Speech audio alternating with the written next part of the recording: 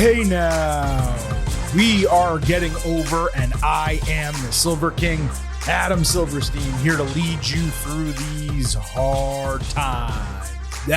With your AEW WrestleDream instant analysis. That's right, Getting Over is back once again, and we are here just minutes after AEW WrestleDream went off the air to break down everything that happened on AEW's third pay-per-view in a 6-week span. We are going to break down all of the results. Of course, we're going to analyze and give our instant reactions to them. We will also have grades for every match as well as the entire AEW WrestleDream show. Before we get into any of that off the top, allow me to remind you that the Getting Over Wrestling podcast is all about Defy. So please don't forget to head on over to Apple Podcasts and Spotify. Leave a 5-star rating on Apple. Take a little extra time. Leave a 5-star written review. If you do, we will read it live right here on the show. Also, remember to follow us on Twitter at Getting Overcast for episode drops, news, analysis, highlights, all of that good stuff. But you also, if you follow us on Twitter at Getting Overcast, have the opportunity to vote in these pre- and post-show polls that help conclude all of these instant analysis podcast episodes. A ton of you did it Saturday for NXT No Mercy. Do not miss that instant analysis. It is in your feed right now. And of course, we got a ton of people voting in tonight's poll for AEW WrestleDream. Next week, of course, WWE Fastlane. We will talk about the show schedule at the end of this episode. Normally, this is the time where I would welcome in vintage Chris Vanini, crack a cold one, lean back in the chair, and get ready to break down this entire pay-per-view for you. Unfortunately, Chris had a previously scheduled concert to go to tonight, well before I think this pay-per-view was even announced. So he is not here, therefore I cannot crack open a cold one, otherwise it would get warm since I need to talk throughout this entire episode. I did want to note off the top before we get into the instant analysis, I did the match breakdowns a little bit differently tonight, simply due to, number one, how much was on this card, number two, my work schedule, and just to be candid, how thrown together some of this was. It didn't feel like it necessitated a full detailed breakdown. So we're going to spend a lot of time on what's most important, and then we're going to cover the rest. So let's not waste any more time here off the top. Let's get into our AEW WrestleDream instant analysis. Now, even though we are going to start with the main event of the show, we are not necessarily going in reverse order. We're doing it based on pretty much how I feel like it, but what I think makes the most sense in presenting this to you. But as I said, let's start with the main event. The TNT Championship was on the line. Christian Cage against Darby Allin in a 2 out of 3 falls match. So on the Countdown show that aired, I think, Friday night, this was announced as the main event, which told you everything you needed to know about what was going to happen here. So we got a solid video package on Collision as well. Christian entered first. He sent Luchasaurus back. Darby actually wore a stylish jacket besides his normal street punk gear. Darby pulled Christian's turtleneck over his head, then dragged him into the middle of the ring for a jackknife cover and a pinfall 5 minutes into the match. Commentary correctly pointed out this was the third pinfall victory over Christian for him in a matter of weeks. Darby hit a code red as part of a series of near falls. Nick Wayne's mom drew Christian over the barricade and threw water in his face. Darby hit his bullet tope suicida and a standing coffin drop outside. Christian blocked the coffin drop inside with his knees. He pounced Darby off the apron. He did basically a long jump. He should go to the Olympics, into the announce table. Christian positioned the steel steps by the apron, and I think he was supposed to vertical suplex Darby over the ropes into the stairs, the spike part of the steel steps. Instead, he did it onto the floor. Then he went to the floor and did a vertical suplex into the stairs from the floor. Then he put him back on the apron and threw him off the apron into the steps. So I think they messed it up, but I'm not totally sure. Anyway, the first one was protected well. The second one was dangerous as shit, which is why you just do not do moves like these. But it led to Christian winning his first fall by countout 15 minutes into the match. As Darby got checked by medical and wheeled out on a stretcher, Christian untied the ring mat. He tore up the padding and exposed all the wood planks underneath. It was the slowest that I've ever seen EMTs move to get someone on a stretcher and out, because Christian had plenty of time to not only pull all this stuff up, but climb the top rope, hit a frog splash onto Darby, who was on the stretcher. Christian then hit kill switch on the wood for a false finish. Darby dodged a spear, but took a sharpshooter, then came back with a scorpion death drop and a coffin drop. That was for a false finish. Christian then hit a sunset flip powerbomb, only to spear the referee when Allen ducked away. So Christian low-blowed him and grabbed the TNT title. Nick stole it and ran away, standing next to Darby, who directed him to use it on Christian. The setup was obvious. Nick turned and drilled Darby with the title. That upset his mom, of course. The referee then slow counted 1, 2, 3, with Christian Cage retaining the TNT Championship in a 25-minute main event. They basically embraced, and Christian kissed him on the head, Nick, after the bell. Christian held Darby for Nick to beat down. Sting sauntered down to the ring without any music. He easily took all 3 guys out, or all 2 guys out, I should say. Luchasaurus then came down so the heels could get the odds on him. Christian set up Sting for a concerto when suddenly the lights turned out, and we got an entire cinematic entrance of a muscle car driving over the words "Rated R" written in a street. There was also a stadium with fireworks going off. And then suddenly, Adam Copeland, Edge, makes his debut in AEW with an almost identical WWE entrance. It said, instead of "You think you know me, you think you know him," smoke, fireworks, the same song, Metalingus, everything. Slightly different voice on the intro. That was really the only change. And this, by the way, this whole huge cinematic entrance is in the middle of a beatdown, right in the squared circle. He went right up to Christian in the ring. He took the chair. He looked ready to hit Concerto, only to hit Nick with the steel chair, throw it at Luchasaurus. He speared Nick, and then I think he speared Luchasaurus into a chair that was in the ring. Taz called him the Rated R Superstar, Adam Copeland. Actually, he called him the Rated R Superstar, Adam Copeland. But then Edge basically shook hands with Darby and Sting, and WrestleDream went off the air. So let's quickly go on the match, because obviously what you guys want to talk about or want to hear about is Edge.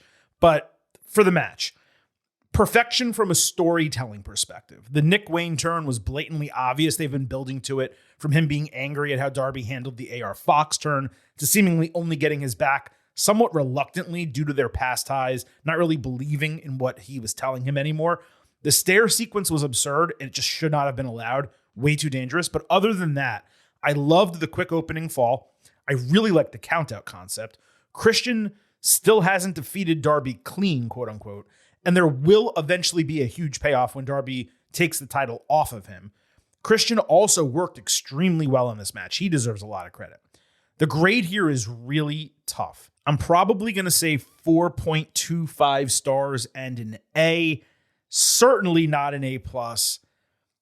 Feels better than an A-, which is a baseline grade for when something's excellent. This was beyond excellent, but clearly I had my issues with it. Now, on to Copeland, and we're just going to call him Edge for tonight. I was honestly floored that WWE had Edge trademarked, but not Rated R Superstar. So I looked into it, and that's one of the reasons that this show was delayed on Sunday night. You guys know I usually do it right after the pay-per-views end, but I wanted to get the right information for you. So the deal is, WWE tried to trademark Rated R Superstar, but because Rated R belongs to the MPAA, the Motion Picture Association of America, and Superstar was not enough of a modifier, the U.S. Patent Office basically denied it. So it can't be trademarked. AEW is using it. They're putting it on shirts. That they can do that. WWE can do it. But there are certain situations in which you can't use it, like video games, licensing, things like that. So that is why Rated R Superstar was available. It is why he is called that, and it is why AEW is using it. If you see people out there suggesting WWE made some blunder or mistake, no, they did not. But this is exactly why WWE changes people's names, because they've learned lessons like this, which dates all the way back to the Attitude Era. Now, back to what actually happened here. Keeping Edge's entire presentation was smart. Metalingus is a real song, so WWE had no rights to it. And having that on top of Edge debuting, it really made for an impactful showing.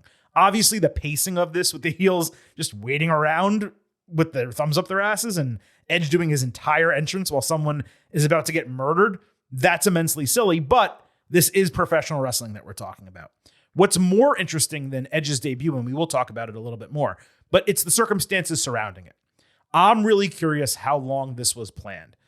Did Edge know he was going to AEW around the Sheamus match, or even earlier than that? That was under 2 weeks before All In. Was Edge maybe unsure and perhaps considering staying in WWE or retiring But Tony Khan perhaps upped the financial offer after the CM Punk situation because he wanted to find a way to replace the WWE star power and lure fans in. Now, I'm told Edge is going to be doing media on Monday, so we should not have to wait that long for some of these answers. In terms of the decision, when he had the Sheamus match on SmackDown, I believe it was August 18th, if you told me then that he would be in AEW a month later or 2 months later, I would have legitimately been shocked.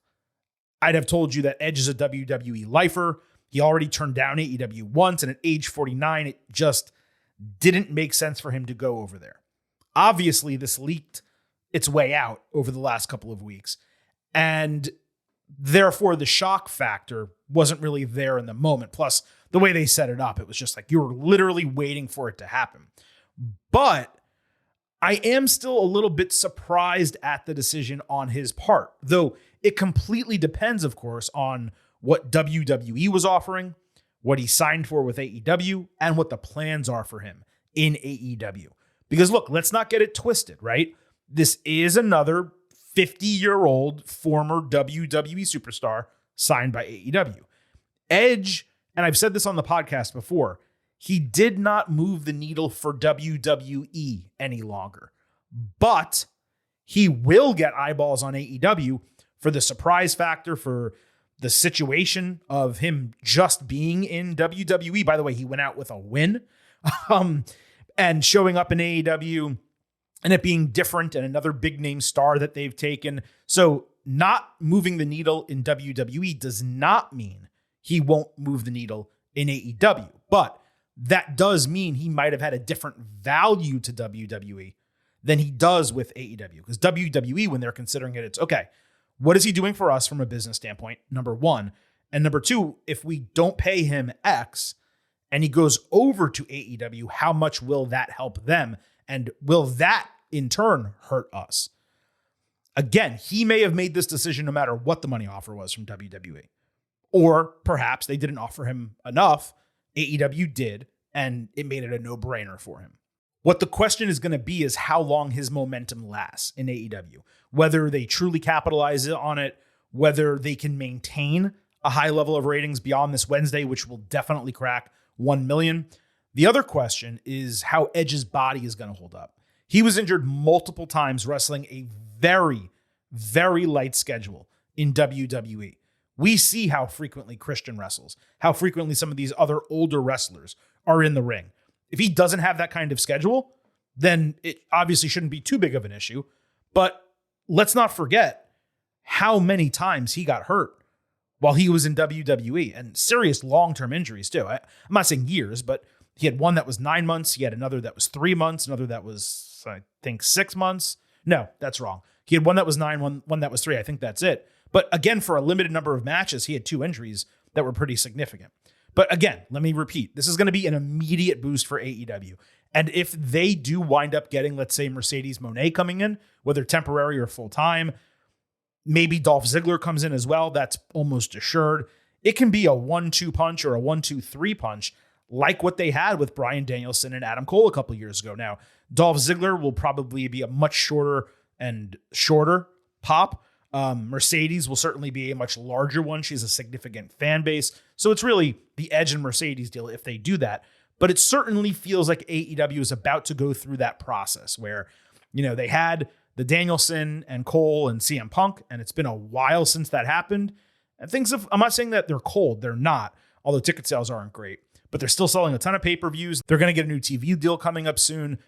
So what happens when they add these names? Does this usher in, Tony Khan's been promoting this as New Era, does it? Does it actually put them consistently over, let's call it 900,000 viewers or approaching 1 million viewers every single week? Do their pay-per-view buys go from whatever number they're at? Do they add another 25 or 50,000 every single show? Are they going to increase the pay-per-views like it seems they are and go to 10 or 12 per year? And if so, are people going to shell out $50 for every single one of them? We just did it for 3 times in a 6-week period. I can tell you, I will not do that. Like, even as someone who has a podcast, I will not keep doing this. It's a certain period of time and a very special situation. So there's a lot of questions up in the air right now. But what I will tell you is this: watching Edge show up in AEW was massive for that company. The pop was enormous. There were only like 6,000 people in that arena. It sounded like there were 12,000. And again, taking the entrance shot for shot with the smoke, the pyro, the hand gestures, literally like 1% different. That is the best way to introduce someone of this caliber. Let me make one more point, and this is actually about WWE. Edge basically put over nobody in WWE other than Roman Reigns and Seth Rollins, two guys who did not need it during this last run. That's not on him. Let me be clear. That's on WWE. That's on creative. He could have elevated Finn Balor in that Hell in a Cell match. They chose not to have him do that. They could have made his last match against a younger superstar, someone other than, Sheamus. And had they done that, whether it was an Austin Theory, a Carmelo Hayes, a Grayson Waller, I could keep listing names here, but they could have done something like that where they used his star power to get someone else over on his way out. Instead, I'm not going to say WWE wasted Edge on this run, but they definitely did not utilize him to help the future of their business. There was no foresight in the way Edge was booked in WWE during this run. And that's disappointing because you can bet your ass that MJF is going to beat Edge probably sooner than later. Maybe Jay White will, maybe Kenny Omega will. And I know Kenny is not necessarily young, quote unquote, but still, these are people who can be elevated from fighting him. So, yeah, I think it's frustrating the way WWE used Edge. Maybe he was frustrated with the way WWE used Edge, but on one night, first appearance, solo, maybe 2-run, I'll call it. 2-run home run, and we will see what's coming up with Edge, Adam Copeland, this week on Dynamite, and certainly going forward in AEW. We'll bring it to you right here on the Getting Over Wrestling podcast. With that, let's continue with the rest of the AEW WrestleDream instant analysis. We had Bryan Danielson against Zack Sabre Jr. Sabre cut a promo on Danielson during Rampage. No major takeaway from it. He was also on commentary, really biting Bryan hard during this 8-man match that they had on Collision. It was Danielson, Wheeler, Yuta, and FTR against Ricky Starks, Big Bill, and Aussie Open. Decent, but long and kind of convoluted match. The finish came as Big Bill put Harwood in a chokeslam, with Starks spearing him for the win. So my presumption here was that they would be the next challengers, Ricky Starks and Big Bill, before FTR defends the titles against the winners of the number one contendership match that were on WrestleDream. There was also a quick Danielson-Sabre confrontation after the bell. It got the job done to create animosity before the match that didn't exist on TV otherwise before we got to WrestleDream. So Jon Moxley was on commentary for the third of 3 times on this show in this match. It was obviously heavy on the technical wrestling. That was the entire point. Sabre went after the injured right arm and the right hand extensively. Bryan came back with a dragon screw where Zach's leg barely moved. It looked like he destroyed his knee. Great selling. Danielson delivered a great head kick and then kicked his fucking head in. It's kind of cool that I can say that as a move name. There were 2 strong counter sequences with a brief cattle mutilation. Sabre got Bryan in the butterfly and went right after the right arm. So Bryan went back with the injured knee. This continued in various forms. Sabre hit a tilt-a-whirl Michinoku driver, then got him fully in the butterfly with Nigel cheering for Sabre and Mox cheering for Bryan. Danielson escaped a ton of arm submissions and hit a regalplex, following with a psycho knee for the false finish. So he hit another one for the 1-2-3 in 23 minutes. Sabre refused to shake his hand after the bell. Nigel claimed that since Bryan hit a non-technical move, Zach was still the best technical wrestler in the world. Danielson, after the bell, raised Aubrey Edwards' arm. She's also a Washington native. Then AEW promoted a video game type of thing with Demetrius Johnson and Kenny Omega. Mox got confused, I guess not knowing the situation, thinking that Mighty Mouse was going to have a fight on Dynamite. And he's like, oh, I can't wait for that. And then when commentary clarified it for him, he's like, all right, I should go. I've clearly outstayed my welcome, which was hysterical. Anyway, as far as the match goes, holy shit. Not my words. That was Mox's immediate reaction and review. This was an exceptional match. Everything you could want and more out of these two. Carmelo Hayes against Ilya Dragunov on Saturday was not technical like this, but the sheer violence and the selling, that is worthy of comparison between the two. Extremely different matches, of course, other than that. You're simply not going to see many wrestlers in America put on a technical wrestling clinic like Danielson and Sabre did. Forget America. Sabre's not even from America. You're not going to see it to that level probably anywhere in the world other than in this match that we got here. The technical aspects were great, but so were the in-ring psychology and the storytelling. All of it hit. I saw someone prominent call this a legendary match. That's a massive exaggeration. But it was a masterclass in what matches like these can be. It was an extremely high-quality, technical wrestling match that didn't have a storyline going in or really coming out unless they run this back with a submission match. But still, it didn't really have a storyline other than being a, quote, dream match. You also had the finish come in a way that was wholly appropriate, but also rather sudden. They spent so much time on the mat, yet they stood up and just did this really quick sequence to end it. So for me, it's no doubt an A+ match. I usually don't give something 5 stars unless it hits me immediately when it's over. That's a 5-star match. And this did not. I'm at 4.75 stars and an A+. Outstanding stuff from bell to bell. I will go back and watch this a second time. I could definitely see myself upgrading it, but that's where we are for now. I think the last match that I gave an A+ that I upgraded may have been the Becky Lynch and Trish Stratus, and this is completely different from that. But I could see rewatching it and going 5. It just was in the moment. It didn't hit me as that, and usually if it doesn't hit me in the moment, I don't go there. Commentary, a little bit strange, I should note. I loved hearing Mox's expertise, but he rambled at times while both doing color commentary and calling out individual moves. Then you had Nigel going full heel, but no one was playing off of him. Like Mox was supposed to be the babyface counter, but he never countered him. He just kept talking to himself, basically, about what was happening in the match. The entire point of going heel on commentary is to have either the play-by-play man or another colored dude basically combat at you. And Nigel was just like in this own silo by himself. Then you had Excalibur trying to get all his stuff in. It actually got way, way better as the match went on, but it was clunky for a lot of it. Oh, Jim Ross was there also, but he barely spoke. That was probably a positive. But regardless, exceptional match. In my opinion, the match of the night by a significant margin. Terrific stuff. Can't wait to see it again. I am quite sure we will get Bryan and Sabre a second time down the line. Hangman Page against Swerve Strickland. So Swerve was the hometown face here. Hangman hit a bunch of signatures plus a pop-up Liger bomb in a really nice spot. He dominated the early part of this match.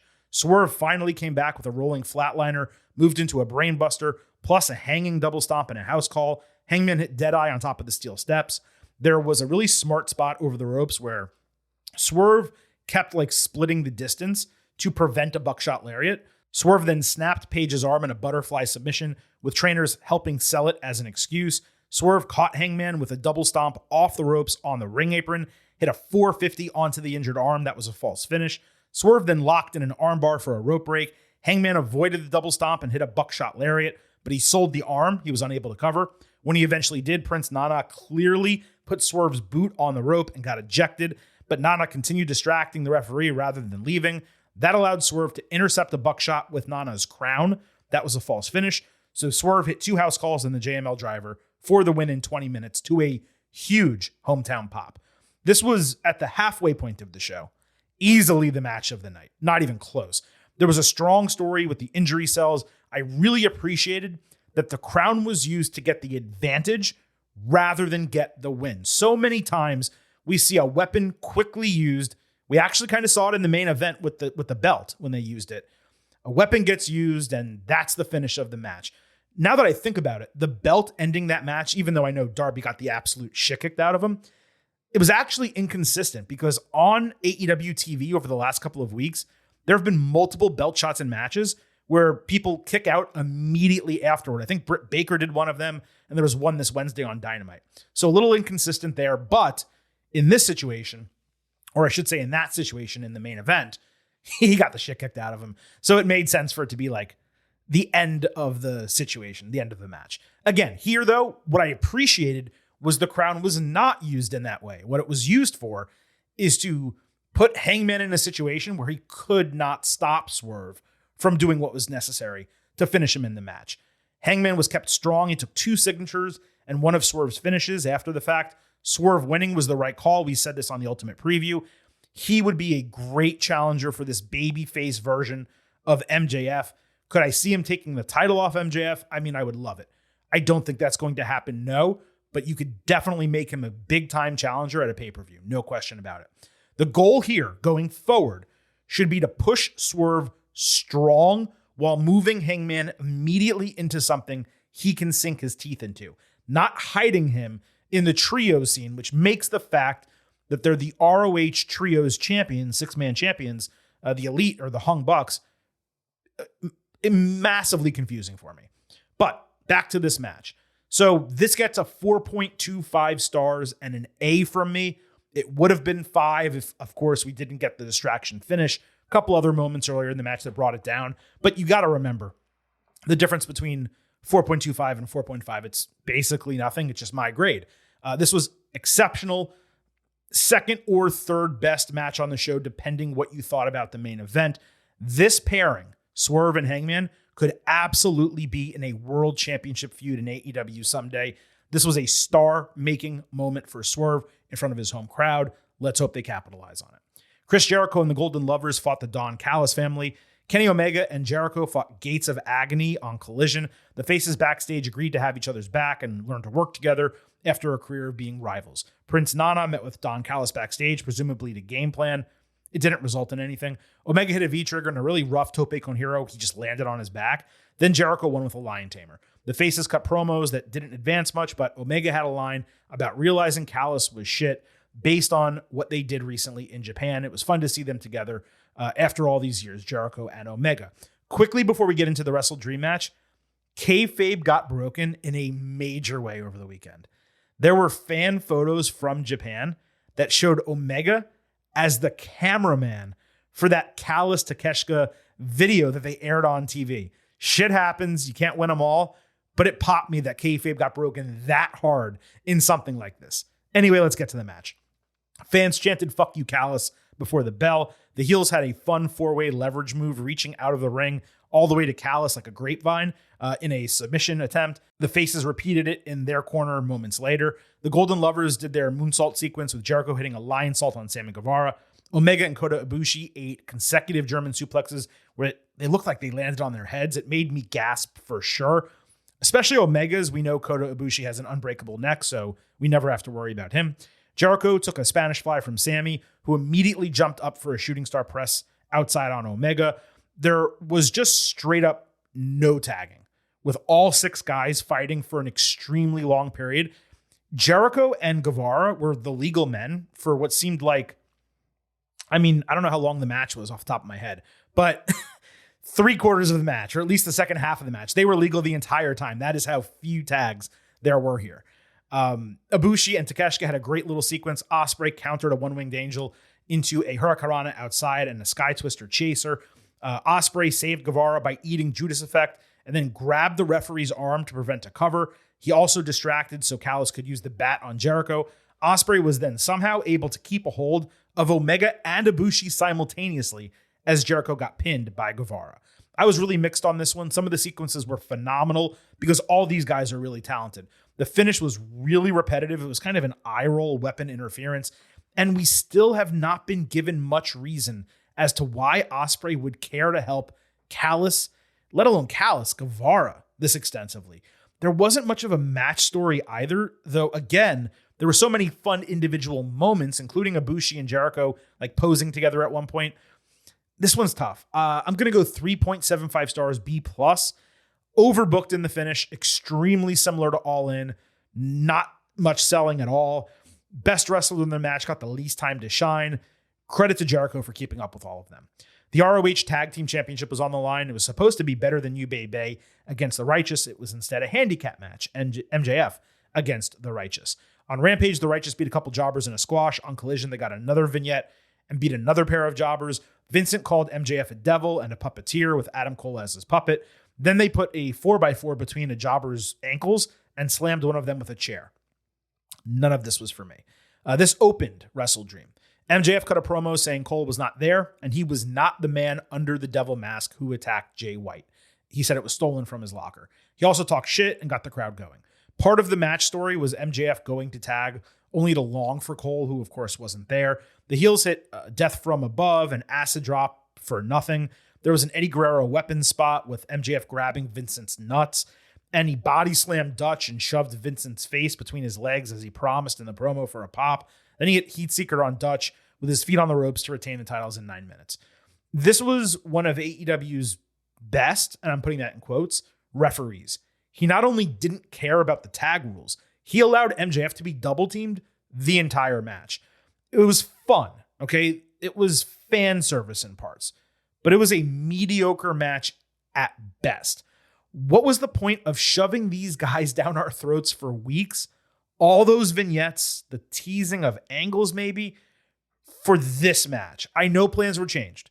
It was supposed to be MJF and Cole got injured. I get it. It would have been different. Probably would not have been that much better. I kept expecting something else to come out of this. They kept mentioning the devil and the attack. They showed it in the pre-show, the 0 hour show. They showed it before this match. It was like they were trying to tell us something, except they didn't. Not here, nor any part on the show. I went 2.5 stars and a C.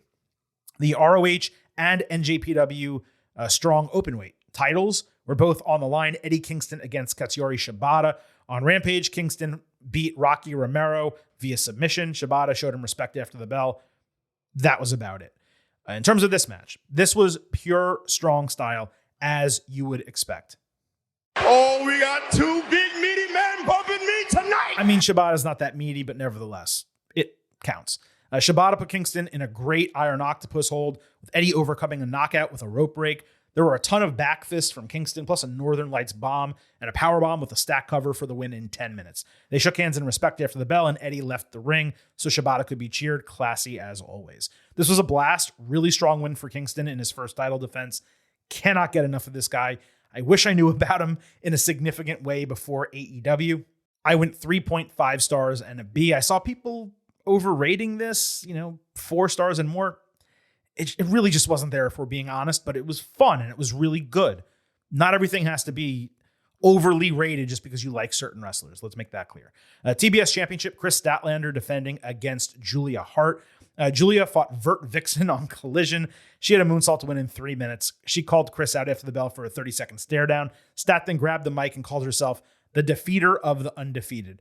There's such a lack of care for the women's division that Julia wrestled on 4 of 5 TV shows over the last 2 weeks. So yeah, we got the match. Stat carried Hart on her shoulders up the steps when Brody King distracted. That led to Stat injuring her ribs. He later tried to shake her confidence as Hart tried to surprise her with Black Mist.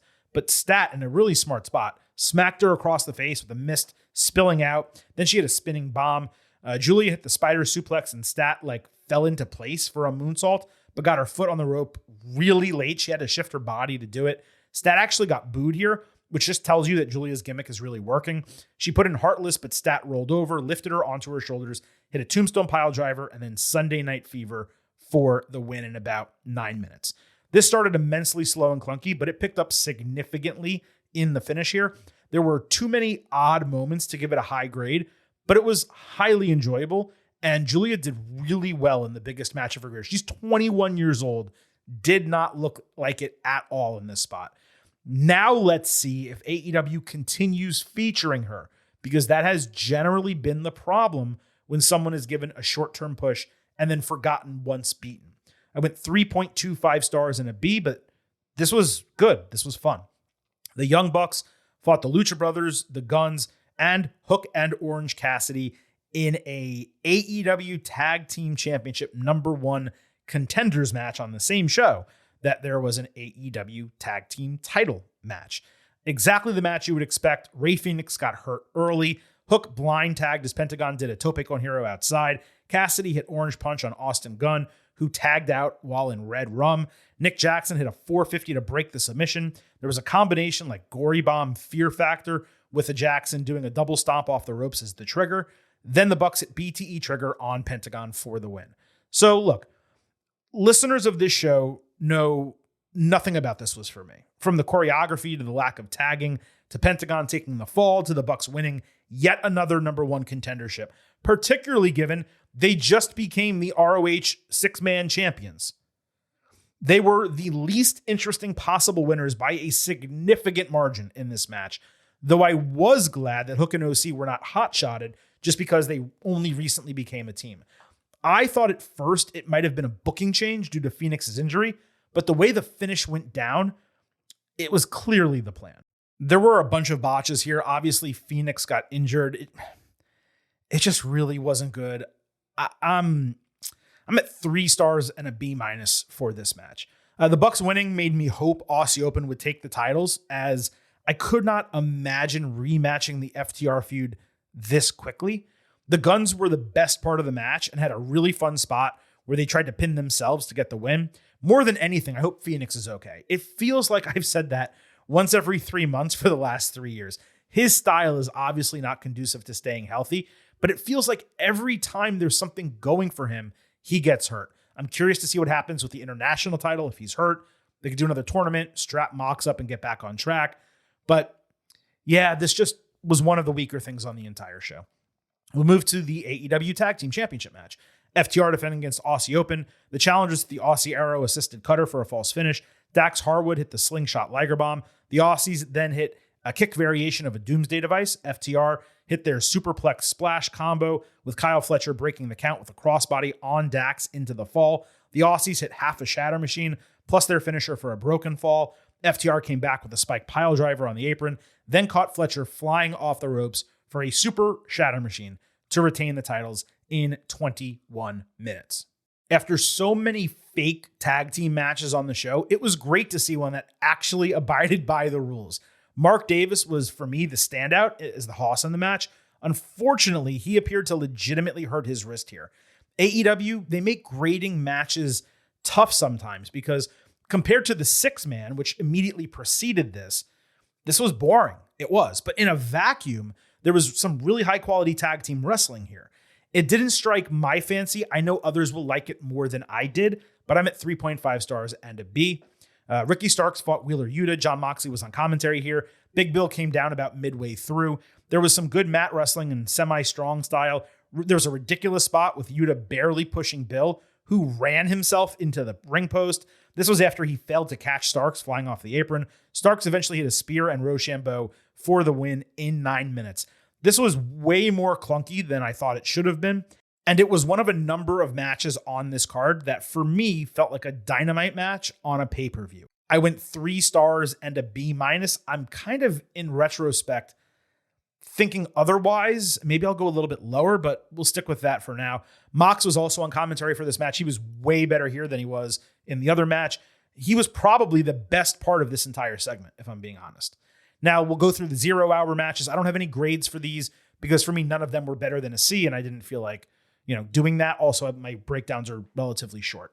Josh Barnett fought Claudio Castagnoli. This was built through a dual promo package on Collision 24 hours before the pay-per-view. Barnett was called Antonio Inoki's pupil to explain the match booking. This was a strong-style mat wrestling match where the guys just went at each other for 8 minutes. Moxley was on commentary here as well. He put them both over. Barnett grabbed a mic and put Claudio over huge with high praise, saying Antonio Inoki would approve, but he wanted to fight him again. This was massively over the top by Barnett, but I'm sure they're going to fight probably at Bloodsport on WrestleMania weekend. It just felt really forced to me in the post-match. I understand that Barnett is an Inoki student. That's cool that you wanted to get him on this show. Build the storyline and make the match matter. They didn't do that. Therefore, I didn't really care. That said, there was some good meat slapping in this match. Big meaty man slapping meat. That's what I want. Nick Wayne fought Luchasaurus. This got added to the card late. Wayne cut a surprisingly decent promo on Rampage to build it, but it wasn't anything notable. Nick's mom was in the crowd. He got chokeslammed over the ropes onto the ring apron. Wayne hit a moonsault for a 3.1 late kick out, only to eat a lariat to the back of the head to end it. Luchasaurus was definitely the necessary winner here. The match was nothing special, but I do question if Nick Wayne was joining Christian, why did he fight his quote unquote brother in this group that they have earlier in the show? Did Christian change his mind during the show? How does that make sense? It doesn't really compute. So lack of continuity there for now. Let's see if they explain it on Wednesday. The trios titles were on the line. The Acclaimed and Billy Gunn against TMDK on Rampage. The trios titles were on the line as the Acclaimed and Billy Gunn fought the Hardys and Isaiah Cassidy. Acclaimed hit their new finisher on Cassidy for the win. Formulaic babyface on babyface match. Fun for the crowd. Then this trios title match got announced randomly out of nowhere with no build. This was easily the best match on the pre-show, to be fair, just purely from an action and entertainment standpoint. Max Caster made Slapjack and a Retribution reference for Shane Thorne, and Acclaimed won with their original finishing sequence, which is just better for them. Satoshi Kojima, Keith Lee, Athena, and Billy Starks fought Shane Taylor, Lee Moriarty, Mercedes Martinez, and Diamante. Athena hit Moriarty with O-Face. Lee and Kojima then followed with their finishers for the babyface win in 6 minutes. I have to assume Athena turned face at some point because last I saw her, she was a heel. I have no idea why this was on the show, nor do I know when it was announced. Total surprise to me. Maybe I accidentally fast-forwarded through a segment on DVR, but even still, I mean, why was this on the show? Now, we asked on the Ultimate Preview how exactly WrestleDream was going to honor Antonio Inoki. So Tony Khan opened 0 Hour, the first thing we saw, screaming into a microphone during this in-ring ceremony that had Inoki's grandchildren, Shibata, and Rocky standing there. They cut away at the end of it to show Christian watching because, you know, he talks shit about dead people. I personally found it massively distasteful, given this whole thing was supposed to be honoring him, that they go and like, quote unquote, turn it into an angle or play it into an angle at the end. It did not work for me. But beyond that, if you're going to do a show honoring someone, there has to be like meaning to it. And doing this when the fewest people are watching, and then the Inoki student in Josh Barnett in the same 0 Hour kickoff show situation. Really all they had, outside of having a couple Japanese wrestlers on the show, was the Eddie Kingston Katsuri Shibata match, which honored him, sure, I guess, because they both liked him. But how did that play into any of this? Was there a charitable donation? Was the name WrestleDream off something he said? It seemed like an excuse to engender fan sentiment. And I don't like that. That does not sit well with me. It's different from like the Owen tournament where it seems like they're making a donation. They're supposed to be promoting that charity. They never really do. But Martha Hart's on TV. She gets to speak. There's a lot to it. This didn't hit for me in that way. And we know that Tony Khan and AEW are charitable. What they do with Fight for the Fallen and some of the other things they've done, donating significant money to causes, they're great like that. This just came across, it didn't hit me right. Let me just put it that way. So that is it for AEW WrestleDream in terms of the breakdown, the instant analysis, all that. Let's move to the grades portion of this show. Now, on the AEW WrestleDream Ultimate Preview episode that we did, both Vintage Chris Vanini and your boy here, the Silver King Adam Silverstein, we both had a pre-show expectation grade of B+. All of you, the listeners, are getting overheads on Twitter at Getting Overcast. You got a chance to vote.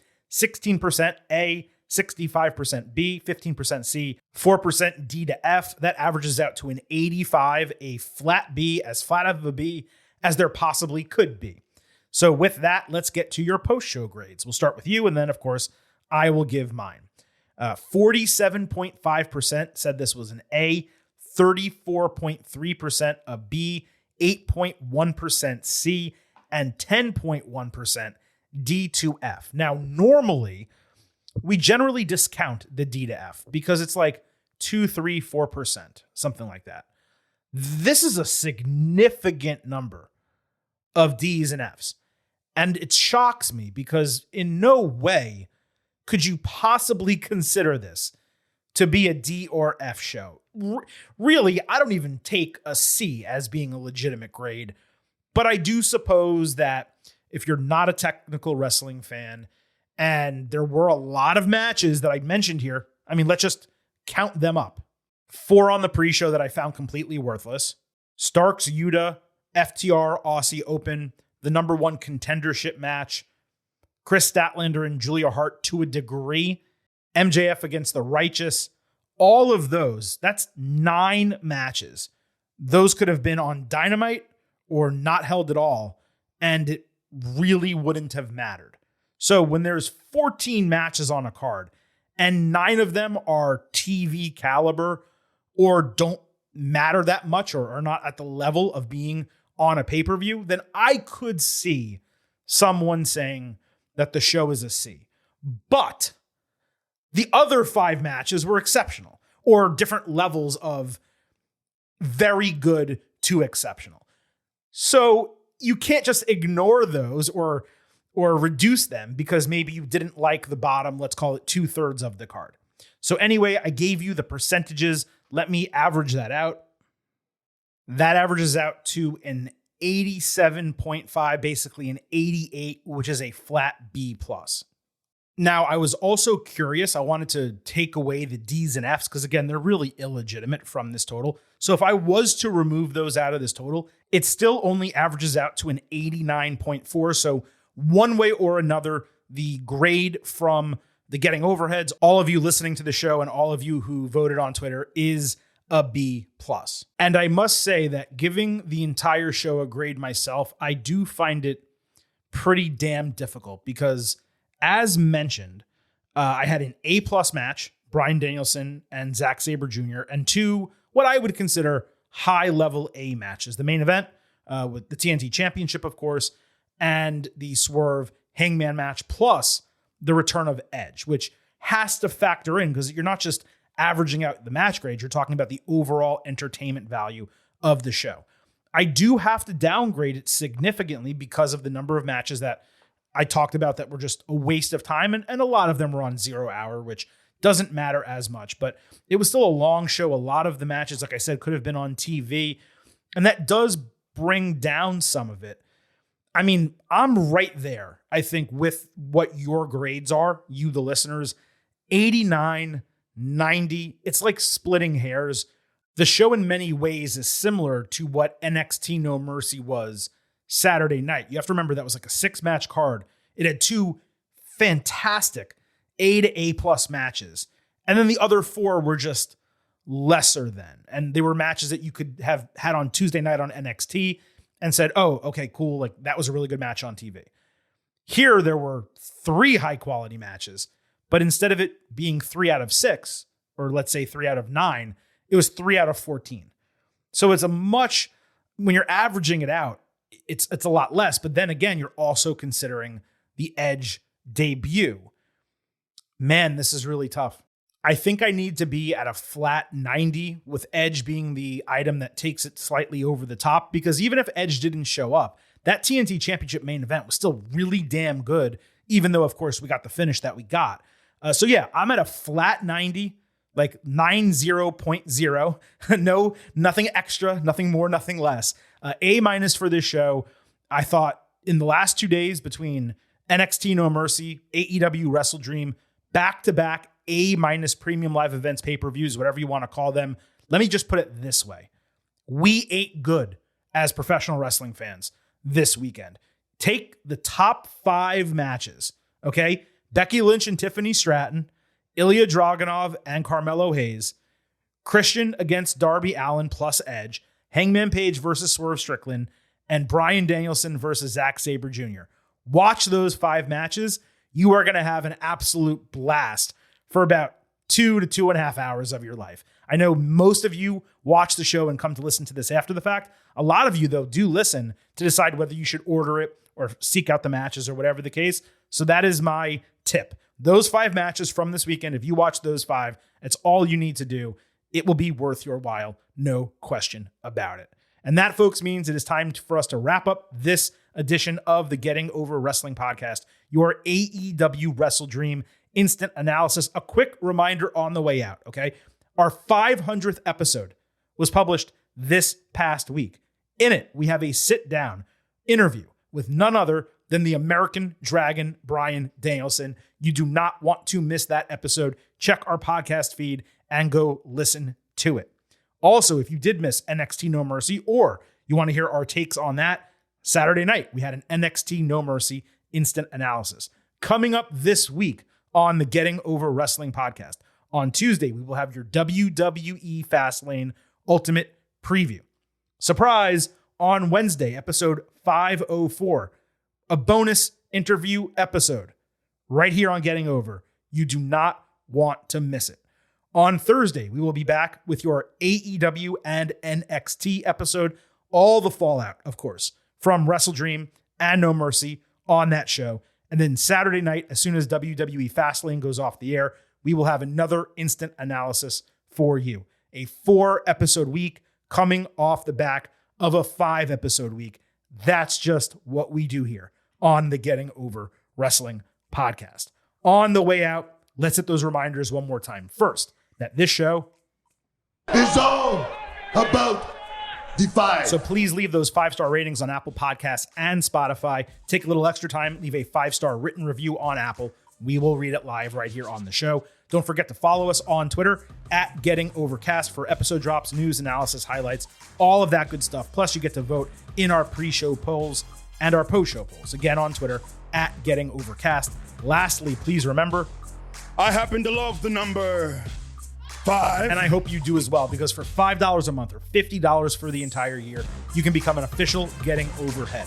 Just visit buymeacoffee.com/gettingover. Sign up.